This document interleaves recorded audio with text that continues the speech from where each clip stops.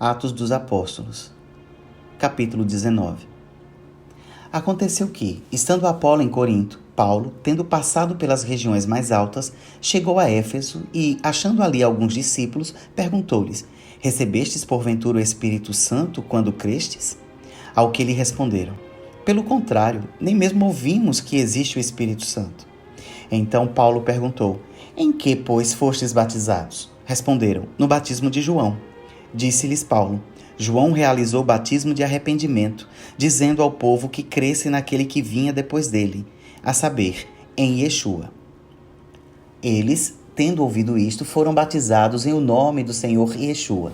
E impondo-lhes Paulo as mãos, veio sobre eles o Espírito Santo, e tanto falavam em línguas como profetizavam. Eram ao todo uns 12 homens. Durante 3 meses, Paulo frequentou a sinagoga, onde falava ousadamente, dissertando e persuadindo com respeito ao reino de Deus. Visto que alguns deles se mostravam empedernidos e descrentes, falando mal do caminho diante da multidão, Paulo, apartando-se deles, separou os discípulos, passando a discorrer diariamente na escola de Tirano.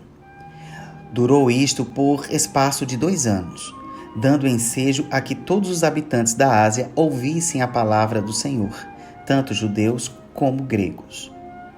E Deus, pelas mãos de Paulo, fazia milagres extraordinários, a ponto de levarem aos enfermos lenços e aventais do seu uso pessoal, diante dos quais as enfermidades fugiam das suas vítimas, e os espíritos malignos se retiravam. E alguns judeus exorcistas ambulantes tentaram invocar o nome do Senhor Yeshua sobre possessos de espíritos malignos, dizendo: Esconjuro-vos por Yeshua, a quem Paulo prega. Os que faziam isto eram 7 filhos de um judeu chamado Seva, sumo sacerdote. Mas o espírito maligno lhes respondeu: Conheço a Yeshua e sei quem é Paulo, mas vós, quem sois? E o possesso do espírito maligno saltou sobre eles, subjugando a todos, e de tal modo prevaleceu contra eles que, desnudos e feridos, fugiram daquela casa. Chegou este fato ao conhecimento de todos, assim judeus como gregos habitantes de Éfeso. Veio temor sobre todos eles, e o nome do Senhor Yeshua era engrandecido. Muitos dos que creram vieram confessando e denunciando publicamente as suas próprias obras. Também muitos dos que haviam praticado artes mágicas, reunindo os seus livros, os queimaram diante de todos. Calculados os seus preços, achou-se que montavam a 50.000 denários. Assim, a palavra do Senhor crescia e prevalecia poderosamente. Cumpridas estas coisas, Paulo resolveu, no seu espírito, ir a Jerusalém, passando pela Macedônia e Acaia, considerando: depois de haver estado ali, importa-me ver também Roma. Tendo enviado à Macedônia 2 daqueles que lhe ministravam, Timóteo e Erasto, permaneceu algum tempo na Ásia.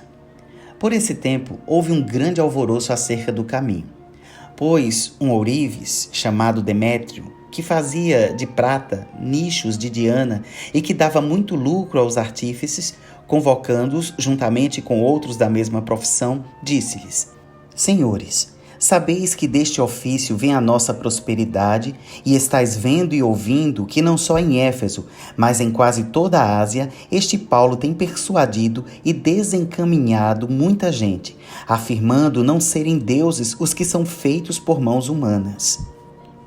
Não somente há o perigo de a nossa profissão cair em descrédito, como também o de o próprio templo da grande deusa Diana ser estimado em nada, e ser mesmo destruída a majestade daquela que toda a Ásia e o mundo adoram.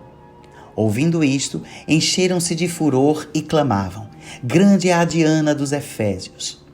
Foi a cidade tomada de confusão, e todos, a uma, arremeteram para o teatro, arrebatando os macedônios Gaio e Aristarco, companheiros de Paulo. Querendo este apresentar-se ao povo, não lhe permitiram os discípulos. Também as iarcas, que eram amigos de Paulo, mandaram rogar-lhe que não se arriscasse indo ao teatro.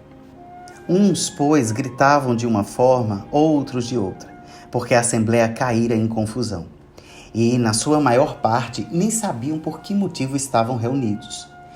Então tiraram Alexandre dentre a multidão, impelindo os judeus para a frente. Este, acenando com a mão, queria falar ao povo. Quando, porém, reconheceram que ele era judeu, todos, a uma voz, gritaram por espaço de quase 2 horas: Grande é a Diana dos Efésios. O escrivão da cidade, tendo apaziguado o povo, disse: Senhores Efésios, quem porventura não sabe que a cidade de Éfeso é a guardiã do templo da grande Diana e da imagem que caiu de Júpiter? Ora, não podendo isto ser contraditado, convém que vos mantenhais calmos e nada façais precipitadamente. Porque estes homens que aqui trouxestes não são sacrílegos, nem blasfemam contra a nossa deusa. Portanto, se Demétrio e os artífices que o acompanham têm alguma queixa contra alguém, há audiências e procônsules que se acusem uns aos outros. Mas, se alguma outra coisa pleiteais, será decidida em assembleia regular, porque também corremos perigo de que, por hoje, sejamos acusados de sedição, não havendo motivo algum que possamos alegar para justificar este ajuntamento. E, havendo dito isto, dissolveu a assembleia.